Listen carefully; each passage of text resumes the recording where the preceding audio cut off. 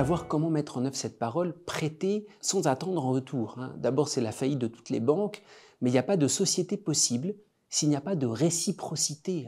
Même dans l'amour humain, on ne peut pas prêter sans attendre en retour. On a besoin, quand on se donne, quand on donne quelque chose, d'avoir en retour. L'amour ne peut grandir que s'il y a une réciprocité. Alors, en réalité, toutes ces paroles de Jésus, c'est la présence même de Dieu au milieu des hommes. C'est le mystère de l'homme-dieu. À savoir que cette manière d'agir, de donner sans attendre en retour, là encore, c'est la manière propre de Dieu d'agir, et c'est sa fidélité.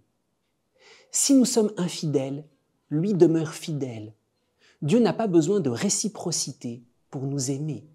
La réciprocité, elle est pour permettre que cet amour de Dieu s'enracine jusqu'au bout en nous.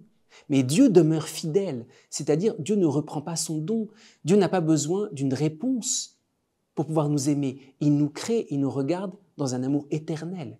C'est pour ça que en Jésus, c'est comme si Dieu lui-même venait prolonger, venait vivre son mystère divin au milieu des hommes. Toutes ces paraboles, Jésus en fait révèle ce qu'il est lui-même. Prêter sans attendre en retour. Jésus a tout prêté, il a tout donné sans attendre en retour. C'est la présence de Dieu au milieu des hommes. Et ce regard, on ne peut le vivre qu'avec Jésus lui-même.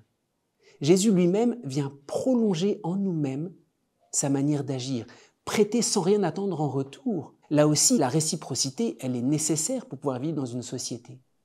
Mais il y a ce mystère qui nous-mêmes nous dépasse. Il y a quelque chose de la fidélité de Dieu que Dieu veut manifester à travers nous. Et là encore, cette fidélité de Dieu, pour l'un, ça pourra prendre peut-être le visage du martyr. Pour quelqu'un d'autre, cette fidélité de Dieu, sans attendre en retour, ça prendra le visage de la patience.